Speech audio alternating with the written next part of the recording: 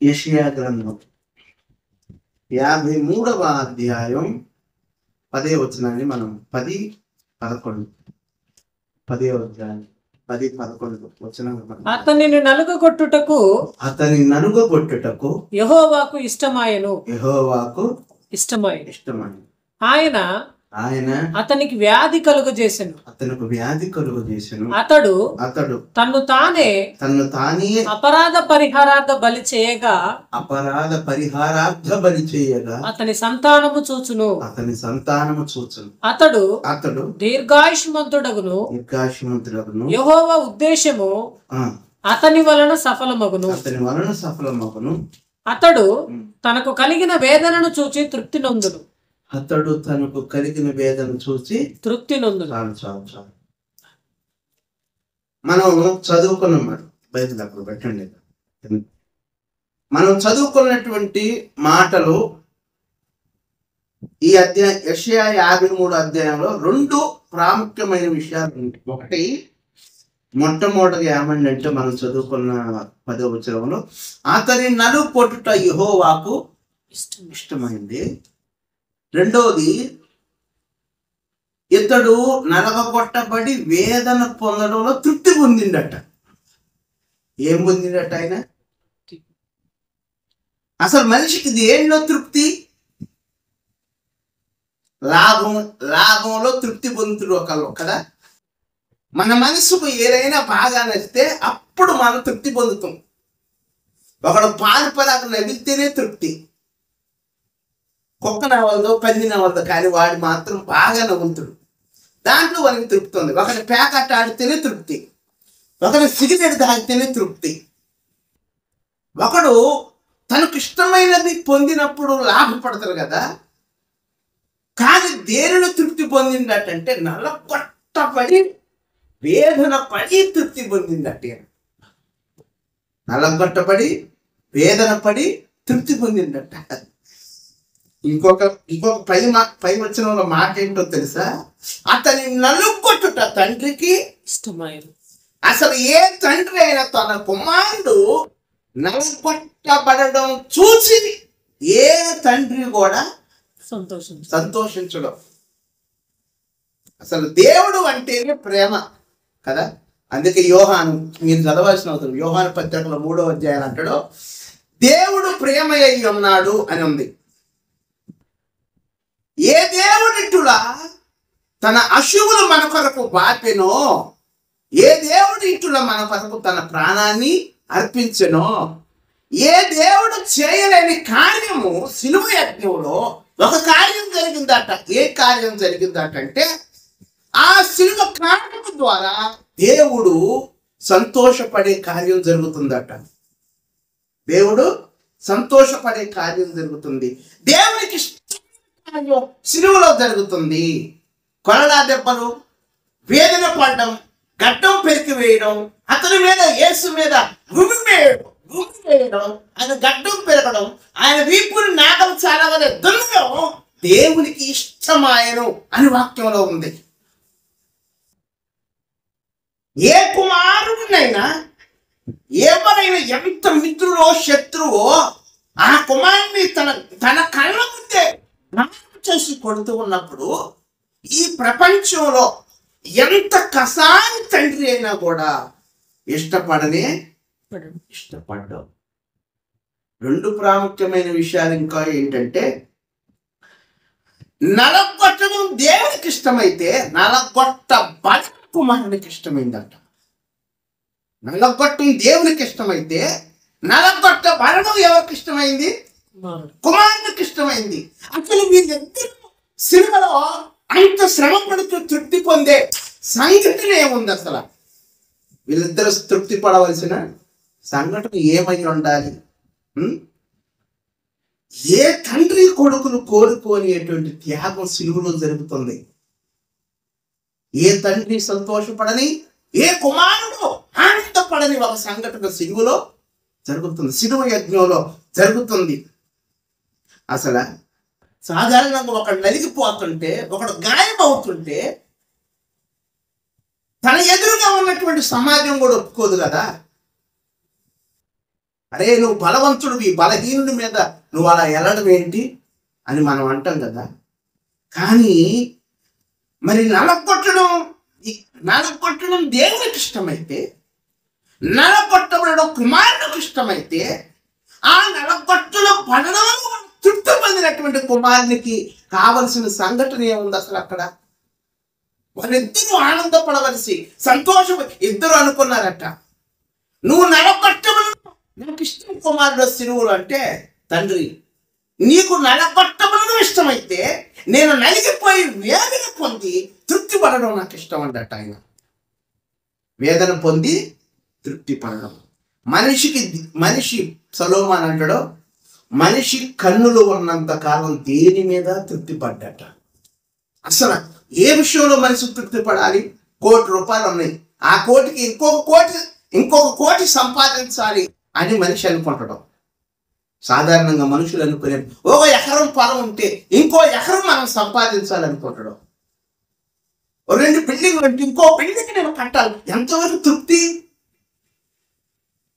సొలొమోను తన కంటితో చూచిన ప్రతి దానిలో తృప్తి పొందింది, కానీ పొంది పొంది పొంది పొంది చివరికి ఏమంటే తెలుసా, అసలు దేనిలో తృప్తి లేదు. భూమి మీద అంత వ్యర్థం వ్యర్థం వ్యర్థం వ్యర్థం వ్యర్థం అనుకుంటొచ్చిండు అన్ని అనుభవించి. మరి దేనిలో తృప్తి? మనిషికి దేనిలో కూడా తృప్తి ఉండదు. తండ్రి కుమారుల సంతోషమును బట్టి, లాభాన్ని బట్టి ఏ కుమారుడు ఏ తండ్రి అయినా సంతోషపడతాడు కదా. మరి ఈ ఇద్దరు దేనిని తృప్తి పడ్డారు అంటే, శ్రమపడి వేదన పడి, ఆ వేదనలో ఏం జరిగిందట, వేదనను బట్టి సంతృప్తి పడ్డారట. దేన్ని బట్టి వేదన పడ్డారట చూడండి.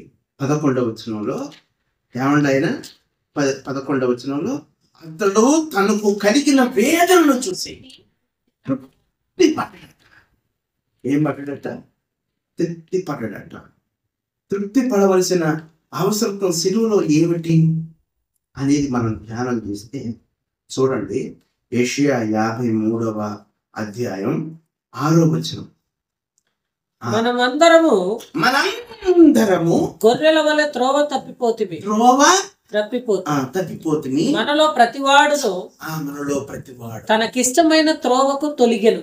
చాలు చూడండి, మనమందరము త్రోవ తప్పితిమి కదా. మనకిష్టమైన మార్గాల్లో ఏం చేసినవంట? తొలగిపోయి ఉన్నమాట.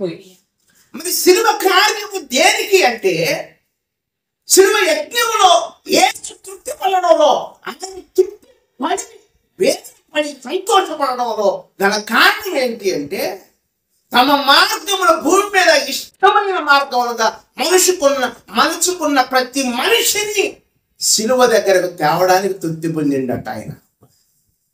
దేనికి తృప్తి పొందిండట? సిలువ దగ్గరకు తేవడానికి. ప్రతి వాడు తనకి ఇష్టమైన మార్గాన్ని ఎన్నుకొండట. ఎవరికి ఇష్టమైన మార్గాన్ని? తమకు ఇష్టమైన మార్గాన్ని, తమకు నచ్చిన మార్గాన్ని, తనకు అనుకూలమైన మార్గాన్ని, తనకు కావలసిన మార్గాన్ని, తమకు ఇష్టంగా ఏర్పడిన మార్గాలను బట్టి వాడు తమ స్థానాలను మర్చిపోయి, వాళ్ళ మార్గాలను మర్చిపోయి, ఎవరికి వారి తమ మార్గాలను, ఇష్టమైన మార్గాలను ఏర్పరచుకుంటే, ఈ మార్గాలన్నిటినీ సిలువ మార్గం దగ్గరకు తేవడానికి ఆయన వేదన పడి తృప్తి పొందింది ఆ సిలువలో. ఎందుకు తృప్తి పొందిందంటే, మార్గములన్నీ ఏర్పరచుకున్న వారిని ఏక మార్గంలోకి తేవడానికి వేదన పడ్డట ఆయన. ఎవరికి ఇష్టమైన మార్గాన్ని వాళ్ళే ఎంచుకున్నారట.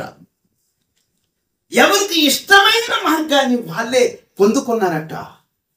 తమకు అనుకూలమైన మార్గాలను మనుషులు ఏర్పరచుకున్నారట. ఏర్పరచుకోవడమే కాదు, గొర్రె వలె త్రోవ తప్పిపోయారట. మనిషికి జ్ఞానం ఉంది, మనిషికి తెలివి ఉంది, మనిషికి వివేచన ఉంది, మనిషికి బుద్ధి ఉంది, మనిషికి తాను ఏమై ఉన్నాడో తెలుసుకొని కలగ శక్తి ఉన్నప్పటికీ కూడా గొర్రెకు ఏ విధంగా బుద్ధి లేకుండా ఉన్నదో ఆ విధంగా బుద్ధి లేకుండా మనుషులు తమ ఇష్టమైన మార్గాల్ని ఎన్నుకున్నారట. ఈ ఇష్టమైన మార్గాలలో ఉన్నటువంటి త్రోవల్లో ఉన్నటువంటి వారందరినీ సిలువ దగ్గరకు తేవడానికి ఆయన వేదన పడి తృప్తి పొందిండట.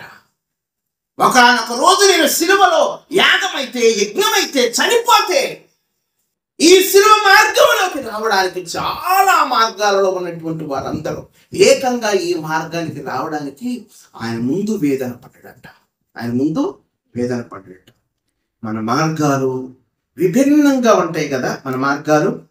మనం అయితే మరి ఆ మార్గంలో ఉన్నటువంటి వారందరినీ ఏకం చేయడానికి యేసు ప్రభువు వారు ఏం చేసిండో మనకు 5వ వచనంలో చూస్తాం చూడండి. మన అతిక్రమములను క్రియలను బట్టి అతడు గాయపరచబడిను, మన దోషములను బట్టి నలుగొట్టబడిను, మన సమాధానార్థమైన శిక్ష అతని మీద పడి. మార్గాలు చెడిపోయిన వారికి ఏం లేదు చెప్పండి, సమాధానం లేదు. మార్గాలు చెడిపోయింది అనుకోండి, మనుషులకి ఏముంటది అప్పుడు? నేను యథార్థవంతుడినే కదా, నేను దేవుని మందిరంలో ఉన్నాను కదా, నేను ఏ పాపం చేయడం లేదు కదా, ఏ శరీర కార్యం నా యందు జరగలేదు కదా, నేను పాపినట్లు అవుతానండి. నా మార్గం దేవుళ్ళలోనే ఉన్నది కదా, నా మార్గం దేవునితో నడుస్తుంది కదా, నా మార్గం యథార్థమైనదే కదా. మరి అలాంటప్పుడు నా మార్గం ఎలా చెడిపోయింది అంటే, నీ మార్గం చెడిపోవాలా? మన మూల పితరులైన ఆదాము యొక్క మార్గం చెడిపోయింది. మన మూల పితరులైన ఆదాము యొక్క మార్గము చెడిపోయింది. ఆ ఆదాము కోల్పోయినటువంటి సమాధానార్థమైన శిక్ష మన మీద నిలిచి ఉంది. మన మీద నిలిచి ఉంది.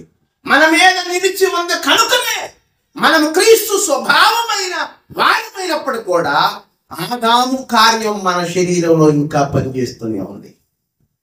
మనం దేవుని సంబంధమే కానీ ఆదాము యొక్క కార్యం మన జీవితంలో ఉన్నది. మన ప్రాణశీల స్వభావం ఇంకా శిలువ మీద ఏం చేయబడలేదు. అందుకే గుడ్ ఫ్రైడేకి 41 రోజుల ఉపవాసాలకి అసలు యేసు ప్రభు కోసం 41 రోజులు ఏం సరిపోద్ది? యేసు ప్రభు కోసం ఒక గుడ్ ఫ్రైడే ఏం సరిపోద్ది? సంవత్సరానికి ఒక పర్యాయం వచ్చే గుడ్ ఫ్రైడే ఎలా సరిపోద్ది? అసలు నీ బ్రతుకంతా దేవుని ఆరాధించడం సరిపోదు. ఆ శిలువ యజ్ఞము పెట్టిన విలువకి నువ్వు ఎన్ని ఆరాధన చేసి నీ బ్రతుకంతా అసలు నీవే ఆరాధన అయినా సరిపోదు కదా. మన సమాధానమార్థమైన శిక్ష. మనిషికి సమాధానం లేదట. ఏమి లేదట? సమాధానం లేదని నీకు ఎలా తెలిసిందంటే, దేవుడు నడిచిన మార్గంలో ఆదాము అవ్వలు నడవలేకపోయారు. ఇలా యథార్థవంతంగా దేవుని మందిరంలో మనం కూడా శరీరమును బట్టి మనం లోకంలో ఉంటున్నాం, ఆత్మ సంబంధంగా దేవుని దగ్గర ఉంటున్నాం. కానీ ఈ ఆత్మ శరీరాన్ని ఇంకా జయించలేదు, శరీరాన్ని ఇంకా జయించలేదు. అందుకే ఆదాము కోల్పోయిన ఆ సమాధానం మనుషులందరికీ ఇవ్వడానికి ఆయన వేదన పొంది తృప్తి పొందాడట. ఆయన వేదన పొంది తృప్తి పొందాడు. తమ మార్గంలో ఇష్టమైన మార్గాన్ని ఎన్నుకున్నారట. బైబిల్లో 15వ అధ్యాయం లోకా 15లో 15వ అధ్యాయంలో 11వ వచనం చూడండి. మరియు ఆయన ఇట్లా, నేను ఒక మనుషునికి 2 కుమారులుండిరి. వారిలో చిన్నవాడు తండ్రి ఆస్తిలో నాకు వచ్చు భాగం ఇమ్మని తన తండ్రిని అడుగగా అతడు వారికి తన ఆస్తిని పంచిపెట్టెను. కొన్ని దినములైన తరువాత ఆ చిన్న కుమారుడు సమస్తమును కూర్చుకొని దూరదేశమునకు ప్రయాణమైపోయి అచ్చట తన ఆస్తిని దుర్వ్యాపారం వలన పాడు చేశాను. అదంతయు ఖర్చు చేసిన తరువాత ఆ దేశమందు గొప్ప కరువు రాగా వాడు ఇబ్బంది పడసాగి వెళ్లి ఆ దేశస్తులలో ఒకరి చెంత చేరను. అతడు పందులను మేపుటకు తన పొలములోనికి వారిని పంపెను. వాడు పందులు తిను పొట్టుతో తన కడుపు నింపుకొని ఆశపడెను గాని ఎవడును వానికి ఏమి ఇయ్యలేదు. అయితే బుద్ధి వచ్చినప్పుడు వాడు నా తండ్రి యొద్ద ఎప్పుడు తండ్రి దగ్గర పోదాం అనుకున్నాడు. బుద్ధి వచ్చినప్పుడు మనమందరము గొర్రెల వలె త్రోవ తప్పిదిము కదా అని బైబిల్లో ఉంది. గొర్రెకుండే లక్షణం ఏంటో తెలుసా? చాలా అందంగా ఉంటుంది గొర్రె చాలా దాని చర్మం కూడా ఇతరులకి రక్షణనిస్తుంది. గొంగలు తయారు చేస్తాం మనం కదా. గొర్రె అందంగా ఉంటది. గొర్రె ఎవరిని పొడవదు, కొమ్ములు ఉండవు. గొర్రె వినయంగా తలంచుకొని వెళ్ళిపోద్ది. ఎవరిని పొడిచే స్వభావం ఉండదు, అందంగా ఉంటది. కానీ గొర్రెకి ఏముండదు అంటే బుద్ధి ఉండదు. గొర్రెకి ఏముండదు, బుద్ధి ఉండదు. వీడు గొర్రె వల్ల ఎక్కడ పోయిందట, తన తండ్రిని విడిచి తండ్రిలో ఆస్తిలో భాగం తీసుకుని వెళ్ళిపోయినట. ఈనాడు చిన్న కుమారుని వలె మనము కూడా మన తండ్రి యొక్క ఆస్తిని మనం పంచుకున్నాం. ఏం పంచుకున్నామయ్యా? ఈ భూమి మీద ఉన్న సమస్తం మనకు ఆయన అనుగ్రహించిండట. ఏలుబడి చేయమండట. వీటిని పలాని వాటిని అసలు నీ కొరకే, నువ్వు తినటానికే పుట్టించినాడు దేవుడు. వీటన్నిటిని ఏం చేసినా నీ కొరకే, సమస్తం నీ కొరకే, నీ కొరకే, నీ కొరకే. వీటిని ఏలుబడి చేయి, వీటి మీద అధికారం ఇదే, వీటి మీద నువ్వు ఏలుబడి చేయి అంటావు. ఈ సమస్త అధికారాన్ని మనం తీసుకున్నాం. కానీ ఆదాము యొక్క పాపం ద్వారా ఆ అధికారాన్ని మనం కోల్పోయింది. ఆదాము యొక్క పాపం ద్వారా మనం ఏలుబడి చేసేటువంటి, మీరు ఎప్పుడైనా చూడండి, మనం గొర్రెల్ని, మేకల్ని, కోళ్ళని బలిస్తాం కదా. దేనికైనా సింహాన్ని ఇయ్యం. ఎందుకని? మనకు లోబడేటువంటి వాటిని దేవునికి అర్పణగా ఇచ్చినాం. మన చంపే వాటిని తీసుకొచ్చి దేవునికి ఇవ్వలేము. సింహాన్ని ఎవడో బలి ఇవ్వడం కదా. లేకపోతే పుల్లిని చేసుకొచ్చి దేవా నీకు నేను బలిస్తున్నా అని ఎవరు అనరు. ఎందుకంటే ఇది క్రూర జంతువు. మేకలు చాలా సాధువైన జంతువు. అందుకే అధికారం అనేది మనం ఎలా కోల్పోయాము అంటే, ఆదాము యొక్క పాపము ద్వారా మనం ఏం కోల్పోయినాం? అధికారం కోల్పోయినాం, సమాధానాన్ని కోల్పోయినాం, ఏర్పడిన కోల్పోయినాం. వీటన్నిటిని కోల్పోవడం వల్ల మనం ఏమైనామా అంటే తండ్రికి దూరం అయిపోయింది. ఏమైపోయినాం? మనం తండ్రికి దూరం అయిపోయినాం. వీడు కూడా చిన్నవాడు, నా ఆస్తిలో భాగం ఇమ్మని తండ్రిని వేడుకొనక తండ్రి ఆస్తి ఇచ్చిన తర్వాత వీడు దుర్వ్యాపారం చేసిండట. అక్కడ చేసి చివరికి ఒకళ్ళ పందులు యజమాని. ఆనాడు యూదుల్లో పందుల పొట్టు చాలా ప్రధానమైన ఆహారం. యూదులు తమ జంతువులకి ఆ పొట్టు బలంగా ఉంటుందని పందులకు ఆహారం వేసేవారు. వాడు అక్కడ నిలబడి ఒకప్పుడు ఏ భోజనం చేసిండు? తండ్రి ఇంట్లో ఉన్నప్పుడు భోజనం చేసిండు. పరివారం ఉన్నారు. పొద్దున్న లేపితే బ్రష్ ఇచ్చోడు ఒకడో, టవల్ ఇచ్చోడు ఒకడో, వస్త్రాలు ఇచ్చోడు ఒకడో, చెప్పులు వేసేవాడు ఒకడో, తలపాక చుట్టేవాడు ఒకడు, వస్త్రాలు అన్ని సక్రమంగా చేసి ఇచ్చేటువంటి వాడు. ఇవాళ తండ్రిలో ఆస్తి భాగాన్ని పంచుకొని వెళ్ళిపోయిన తర్వాత వీని యొక్క స్థితి ఎలా ఉన్నది అంటే, పందులు తినేటువంటి స్థాయికి వచ్చాడు. ఈ పందులు తినేసేటువంటి స్థితిలో ఉన్నప్పుడు వాడి దగ్గర పోయి యజమాని అడుగుతుండ, అయ్యా నీ పందులు నేను కాస్తా అన్నాడు. అయితే యూదులు ఏం చేస్తారంటే, ముందు పని చేసినాకే భోజనం పెట్టేవాళ్ళ. ఈ పందులు కాసుకుంటారా, నీకు భోజనం పెడతాడు. ఆనాడు పందులకు ప్రత్యేకమైన ఆహారం యూదులు వేసేవాళ్ళు. ఆ ఆహారం తినే తృప్తి పడదాం అనుకోండి.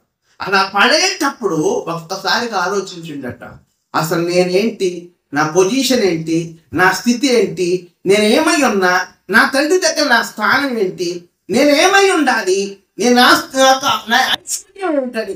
ఒక్కసారి ఆలోచించేటప్పుడు బుద్ధి వచ్చింది అటువాడికి. ఎప్పుడు వచ్చింది? ఆలోచించడం బుద్ధి వస్తే ఒక్కసారి కనుకుంటాడు, పోదాం, నా తండ్రి దగ్గర నేను పోతే నన్ను కాదంటాడా? ఒకవేళ పనివారిలోనే ఒకడినైనా నన్ను చేర్చుకోడా? అన్ని వేల మంది పనివారు ఉన్నారు కదా, నన్ను ఒక్కడినైనా తీసుకోడా? నువ్వు ఎక్కువైంది, నువ్వు నాకు ఎక్కువైనవి అని అంటాడా? నువ్వు దూరంగా ఉన్నావు, ఇంతకాలం వ్యర్థంగా బ్రతికినావు, ఇవాళ ప్రాణికల్, నువ్వంత దుర్వ్యాపారం చేసేటువంటి వాడు కదా అని నెట్టేస్తారా? నా తండ్రి అలాంటి కఠినమైన మనస్సు కలవాడు కాదు. నేను అలాంటి మనసు కలిగినటువంటి వాడు కాదు. నా తండ్రి గురించి నాకు బాగా తెలుసు. కాబట్టి నేను వెళ్ళి నా తండ్రి పని వాళ్ళలో ఒకటిగానైనా నేను ఏం చేయాలి? కూలివారికైనా నేను వెళ్ళి ఆ పనివానిలో నేను ఉంటే నాకు కూలి దొరికింది, భోజనమైన దొరికింది, ఒక పూటైనా నాకు గడిచింది కదా అని అనుకుంటుండట. ఇలా అనుకునేటువంటి కొడుకు పట్ల, ఇంటి నుండి వెళ్ళిపోయిన కొడుకు పట్ల, ఆస్తి పాడు చేసిన కొడుకు పట్ల తండ్రికి ఏముండాలి? తండ్రికి జాలి, కనికరం, దయ, ప్రేమ ఇవేమీ ఉండకూడదు. కొడుకు ఏ విధంగా అనుకున్నాడో తండ్రి ఏమనుకున్నాడో తెలుసా? ఇన్ని సంవత్సరాలు అయింది నా కొడుకు వెళ్ళి, ఏం తింటుండో, ఎలా ఉన్నాడో, ఎలా పోషించబడుతుండో, ఏ స్థితిలో ఉండో, ఎక్కడుండో, ఏం చేస్తూ ఉండో, ఏ పనివారి దగ్గర ఉండో, సరిగ్గా తినడా, సరిగ్గా తినలేదా, నిద్ర ఎలా పోతుండో, భోజనం ఎలా ఉంది, వస్త్రాలు ఎలా ఉన్నాయి, ఎక్కడ పడుకుంటుండో, కావలసిన సామగ్రి ఉందని ఇంటి నుండి వెళ్ళిపోయిన రోజే తండ్రి అనుకుంటాం ప్రారంభం చేసి. ఇంటి నుండి వెళ్ళిపోయిన రోజే కొడుకు పట్ల ఆలోచన చేసిండట ఆ తండ్రి. ఒకరోజు ఎదురు చూశాడు, పని వాళ్ళని పంపించాడు, నా కొడుకు ఎక్కడైనా దొరుకుతూనే తీసుకొని రండి. పని వాళ్ళు వెళ్ళిపోయారు.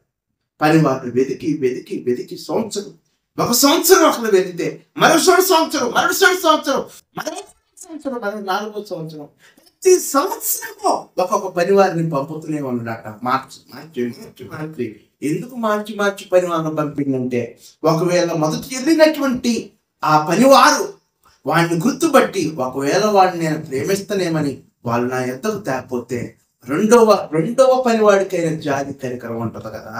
వాడు నా దగ్గర నుండి వెళ్ళిపోయింది కదా, నాతోనే ఉండి వెళ్ళిపోయింది కదా, నా ప్రేమ ఈ రెండో వాడికి కొద్దిగా ఉంటుందా? వాడు నా నుండే వెళ్ళిపోయింది కదా, నాతోనే వెళ్ళిపోయింది కదా, నా ప్రేమకు చూసిండు కదా.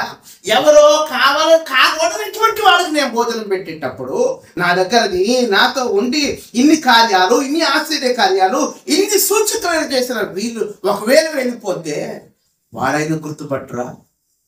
ఒకవేళ రెండవ పనివాడు గుర్తుపట్టకపోతే మూడవ పనివాడు గుర్తుపట్టడా? మూడోవాడు గుర్తుపట్టకపోతే 4వ వాడు అసలు ఎవరు గుర్తుపట్టకపోతే నేనే ప్రయాణం అయ్యగలుగుతా. ఏం చేస్తా? నేనే ప్రయాణం అయ్యగలుగుతా అని ఇంటి నుండి పోయిన రోజే అనుకున్నాట తండ్రి. ఇంటి నుండి వెళ్ళిపోయిన రోజే. ఒకవేళ ఇంటిలో ఉన్న కుమారుడు ఈయన గురించి వెతుకులాడుతుంటే, ఏనానంట, నీతో అంటు కట్టబడి ఉన్నా కదా, నేను నిన్ను ప్రేమించిన కదా, నీ ఇంట్లో నేను ఉన్నా కదా, నీ ఆస్తి అడగల, భాగం అడగల, నీ ప్రేమ అడగల, ఆప్యాయత అడగల, ఏమీ అడగలేదు కదా. తప్పిపోయిన వాని గురించి నువ్వు ఎందుకు ఆలోచిస్తున్నావు అని ఒకవేళ ఈ పెద్ద కుమారుడే అని అనుకుని ఉంటే, అలా కాకుండా ఎవరికీ తెలియకుండా అసలు నేనే వెళితే, నేనే ఆయన వెతుకు ప్రారంభం చేస్తే అని అనుకోని ప్రతిరోజు ఉదయం తన ఇంటి పనివారు నిద్రపోయినప్పుడు, తన పెద్ద కుమారుడు నిద్రపోయినప్పుడు, తన పరివారం అందరూ ఒకవేళ వచ్చే కుమారుడిని చూసి నాకు చెప్పకుండా ఉండాలేమని ఈ తండ్రి ఎన్నో రోజులు నిద్రపోలేదట కొడుకు కోసం. ఎన్ని రాత్రి బవలు ఎదురు చూసారు. ప్రతిరోజు రావడం, ఆ గేటు దగ్గర నిలబడడం, కొడుకు వస్తారా, ఈ రోజు వస్తారా, 2 రోజులు వస్తారా, 3 సంవత్సరాలు గడిచిపోతున్నాయి. లోపల కుంగిపోతుండే, ఈ రోజు వస్తాడేమో, ఈ రోజైనా బయలుదేరి వస్తాడేమని సంవత్సరాలు ఆశలు అన్ని గడిచిపోతుంటే ఆ తండ్రికి మాత్రం ప్రేమ పెరుగుతుంది తప్ప ప్రేమ తగ్గడం. అసలు తప్పిపోయింది ఎవరో తెలుసా? తప్పిపోయింది చిన్నవాడు కాదు, తప్పిపోయింది పెద్దవాడు. ఎవరు తప్పిపోయారు? ఇంట్లో ఉన్న పెద్దవాడు. ధర్మశాస్త్ర ప్రకారం ఐఎమ్ పర్ఫెక్ట్ అనుకున్నవాడు యేసులో తప్పిపోయినవాడు. నూతన నిబంధన ప్రకారం అయితే అసలు నీ పొరుగువాన్ని ద్వేషించినప్పుడే నువ్వు తప్పిపోయినావు. నీ పొరుగువాన్ని ద్వేషించినప్పుడే నువ్వు క్రీస్తులో నుండి బొత్తిగా వేరైపోయినావు. నువ్వు క్రీస్తులో నుండి ఖచ్చితంగా నువ్వు వేరైపోవడానికి గల కారణం ఏంటంటే, నరహత్య చేసినటువంటి వాడికి పాప క్షమాపణ ఉంది. మాటతో నరహత్య చేసిన వాడికి యేసు క్రీస్తులో వానికి రక్షణ లేదు. అది బైబుల్ చెప్పి మాట. నువ్వు ఎప్పుడైతే నీ సహోదరుని ద్వేషి నువ్వు అన్నవో అప్పుడే నువ్వు నరహంతకుడివి. తండ్రి చూస్తూ ఉన్నాడు. ఈ రోజు రోజులు గడిచిపోయాయి, సంవత్సరాలు గడిచిపోయి కొడుకు ఎంత ప్రేమ ఉందో తండ్రికి అంతకంటే ఎక్కువ ప్రేమ. ఏ కుమారుడు అనుకొని బయలుదేరినప్పుడు, వెళ్ళిపోతున్నప్పుడు ఇంట్లో ఉన్న పెద్దవాడు అనుకుంటుంటాడు, అసలు నేను ఇక్కడ ఉండగా, నేను పర్ఫెక్ట్ అయి ఉండగా, నేను పరిశుద్ధినిగా ఉన్నా, నేను ఉంగరాన్ని ధరించిన, మా నానిచ్చిన వస్త్రాలు ధరించిన, మా నానిచ్చిన చెప్పులు ధరించిన, మా నానిచ్చిన ఇంటిని కాపాడిన, వీటన్నింటిని శుభ్రం చేసిన, వీటన్నింటిని శుభ్రపరిచినవు కానీ నీ హృదయంలో నీ తమ్ముడు తప్పిపోయిన వాడు వస్తే వాడిని ప్రేమిస్తున్న ద్వేషం నీ లోపల ఉంది కాబట్టి నీవు తప్పిపోయావు. నువ్వేమైపోయావు? తప్పిపోయావు. ఎప్పుడైతే క్రీస్తు ప్రేమ నీలో ఉండదో అప్పుడే నువ్వు నరహంతకుడివి.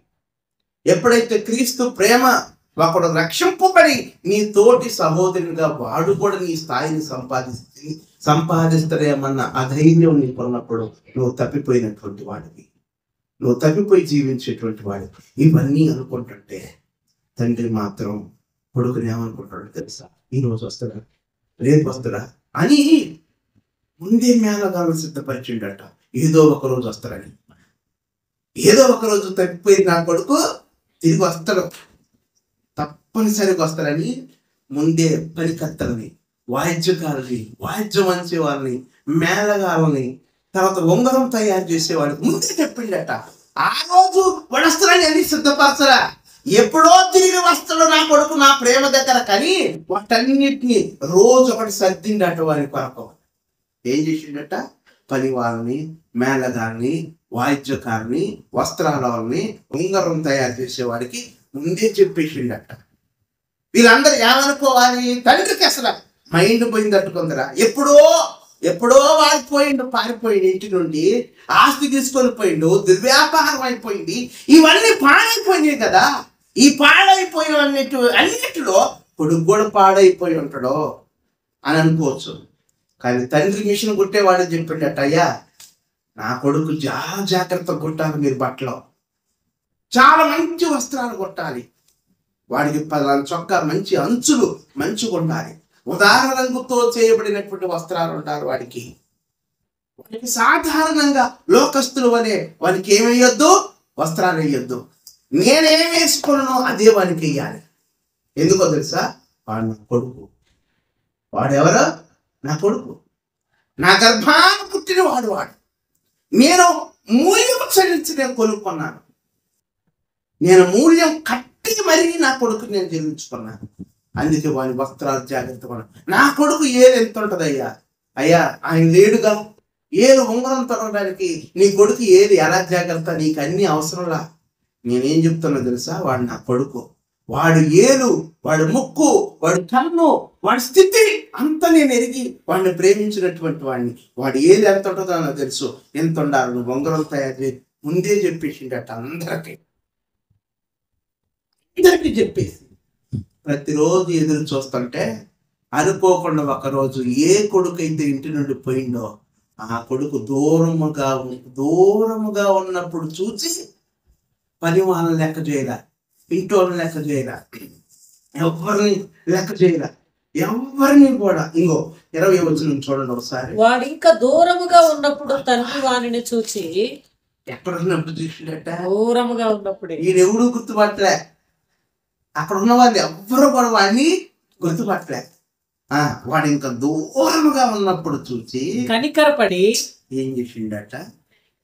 ఇప్పుడు తండ్రికి ఉండే మొట్టమొదటి లక్షణం ఏంటో తెలుసా? 8 లక్షణాలు ఉంటాయి తండ్రికి. ఫాదర్స్ డే అని మనం చేస్తాం కదా. అసలు ప్రతిరోజు ఫాదర్స్ డే యేసుక్రీస్తుకి అయితే. అసలు ఒక మనిషి ప్రేమ పరిమాణం కొలవడానికి సాధ్యమైంది. బిల్లింగ్ గ్రహం గారు అనే ఒక గొప్ప 150 కోట్ల మంది సువార్త చేసిండట ఆయన ఎప్పుడు సువార్త చేస్తుంటే వాళ్ళ భార్య అన్నమాట, నువ్వెప్పుడు చూసినా పాపం గురించే చెప్తావు, పాపం గురించే బోధిస్తావు, పాపం గురించి చెప్పొద్దు, ఈసారి ప్రేమను గురించి చెప్పు అంటారు. యేసయ్య ప్రేమల గురించి నువ్వు అంటే అప్పుడు ఆయన అంటట, యేసయ్య ప్రేమల గురించి నేను చెప్పాలంటే ఈ భూమి నుండి ఆకాశంలోకి ఒక నిచ్చెన వేస్తే ఆకాశంలో ఉన్న దూతలందరినీ ఆ నిచ్చెన మీద నుండి భూమి మీదకు దింపి ఒక్కొక్కరిని చెప్పిస్తే యేసయ్య వచ్చేదాకా ఆయన ప్రేమను మనం చెప్పలేమంటట. ఆయన అంత ప్రేమ కలిగిన వాడు ఆయన. చాలా మంది అంటారు, చంద్రులు మనం చెప్తాం, ప్రార్థన చేయకపోతే నరకానికి పోతారంటారు అయ్యగారు. నేను చెప్తాను, నిజంగా పోరు ప్రార్థన చేయకపోతే. నేను బైబిల్ ప్రకారమే చెప్తాను, వాక్య ప్రకారమే చెప్తున్నా. ప్రార్థన చేయకపోతే నరకానికి పోరు. లేకపోతే ఇంకొంతమంది అంటారు అసలు బైబిల్ లేకుండా గుళ్ళోకి రావద్దు అంటారు పాస్టర్లు, చాలా మంది పాస్టర్లు. ఆదిమ కాలంలో ఎవరికి బైబిల్ లేదు. వీడికి తెలియదో మనం చెప్తే నచ్చదు వాడికి. ఎందుకంటే వీడు ఎక్కువ చదువుకోలే, ఎక్కువ చదువుకున్న దేవుళ్ళు పెరగలే. వీడికి ఎవడో బాధ చేస్తాడో ఆ బాధ వింటాడో ఆ బాధ ప్రకారం నడుతాడు. యేసయ్య చెప్పినట్టు నడవడం.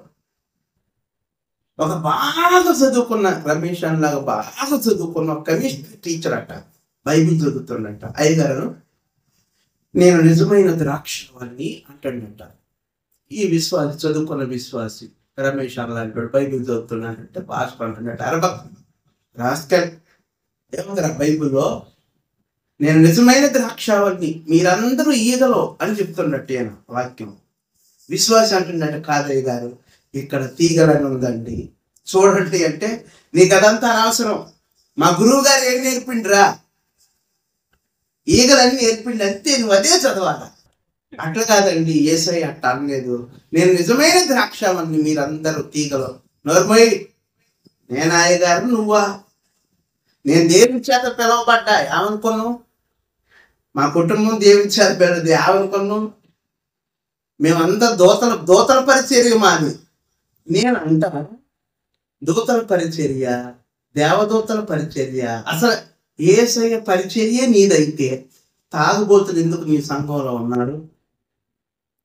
ఇంతమందికి ఎందుకు పరిశుద్ధులు లేకుండా నీ సంఘంలో పాపులు ఉన్నారు?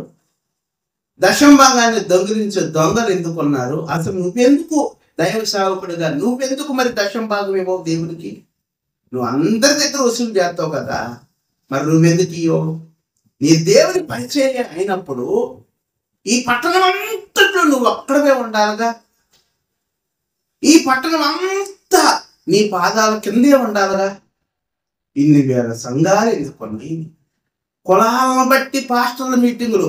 మాదిగోళ్ళకు ఒక ఒక దీన్ని ఏమంటారన్నా ఫెలోషిప్. మాదిగోళ్ళ ఫెలోషిప్, మాలవాళ్ళ ఫెలోషిప్, పొడబొక్కల వాళ్ళ ఫెలోషిప్, కమ్ము వాళ్ళ ఫెలోషిప్, రెడ్డి వాళ్ళ ఫెలోషిప్. యేసు ప్రభు ఏమడదు, పౌలు ఏమడదు తెలుసా? క్రీస్తు విభజింపబడి ఉన్నాడా? మనందరము దేవుని వ్యవసాయమే కదా, మనందరము దేవుని గృహమే కదా. క్రీస్తు విభజింపబడి ఉన్నాడా? పౌలు ఎవడో, అపోల్లో ఎవడో, అసలు వీళ్ళందరూ ఎవరు? వృద్ధి చేసిన వాడు దేవుడే. నీ దగ్గరకు 4 ఆత్మలు వస్తున్నాయి అంటే నువ్వు పాటగాడువనో, పెద్ద నువ్వు ప్రసంగికుడు అనో, లేకపోతే నువ్వు పెద్ద టాలెంట్ అనో రారు. నువ్వు పాపివని నిన్ను పోషించడానికి దేవుడు కొంతమందిని బాగుంది. నువ్వు పెద్ద ప్రసంగికుడు అని బైబిల్ చెప్పలే. అందరు అసలు ఏ భేదం లేదు. నువ్వు మాదిగోళ్ళైనా, రెడ్డోళ్ళైనా, కమ్మోళ్ళైనా అందరూ పాపం చేసి దేవుడు అనుగ్రహించు మహిమను అది. అసలు బైబిల్ చెప్పింది నేనెవరిని అంటే నువ్వు పాపివి. అది నీ స్థానం ఏంటి? నువ్వు రెవరెండు అయినా, పాస్టర్ అయినా, బిషప్ అయినా, నువ్వెవడరా పోయి అంటే వాడ పాపం చేసినవాడు. అసలు సాతాను చెప్పాలి నీ గురించి. ఎన్ని కేసులు ఫైల్ చేస్తారో తెలుసా మన మీద? దేవుడే కాదండట. అసలు ప్రధాన యాజకుడైన యెహోషువ మీద కేసు ఫైల్ చేసాడు. జకరియా 3లో ఏమన్నా తెలుసా? నువ్వు వాడు పరిశుద్ధుడు అని వాడితో ఆడబడుకుండా చూసినవా? నువ్వు మురికి వాడు అవి మరిన వస్త్రాలు కడవాయి ఆడ పడుకుండా చూడంటే దేవుడు వచ్చి చూస్తే నిజంగానే పడుకోండి. ఎవరి మీద కంప్లైంట్ ఇచ్చిండో? రెవరెండు మీద ఇచ్చిండు ఆయన. గుడిసెలలో ప్రార్థన చేసే అయ్య గారి మీద ఇలే. ఎవరి మీద ఇచ్చిండో తెలుసా? దేవుడు పిలిచిండే, నేను పిలిచిన అనుకుంటున్నావు కదా, నీ మీదే ఇచ్చిండు ఆయన. కేసు పైన చేసి కట్టలు మొత్తం తెచ్చాడు పెట్టిండట. ఏంటంటే ఇది సురేష్ది, గ్రనేష్ది, ఇది జ్ఞానం లేని రత్నాది, వీళ్ళందరినీ పెట్టిండట. మరి ఎందుకు పెట్టినరా ఏంటి అంటే రాసిని చూసుకో, రాసిని మొత్తం నిజమే. అసలు లూసిఫర్లో పాపం ఎప్పుడూ దేవునికి కనపడలేదంట. బైబిల్ చదవండి సరిగా చదవకుండా మమ్మల్నే పిలిచిండు అనబాకు. చదివిన వాళ్ళు చాలా మంది ఉన్నారు, బైబిల్ వాక్యం తెలిసిన వాళ్ళు చాలా మంది ఉన్నారు. రంజిత్ తోపిరాయ్ గారు అంటే నాకు చాలా ఇష్టం. యుగాంతం 70 సార్లు చదివింది నేను. అది చదివిన ఒక 10 సంవత్సరాల తర్వాత అమెరికాను రాశాడు యుగాంతం తప్పు అని ఒక ఆయన. యాక్చువల్ నిజంగానే తప్పు రాశాడు. మేధావులు లేరు ఈ దేశంలో, నిన్ను ఒక్కడ పిలిచాడు.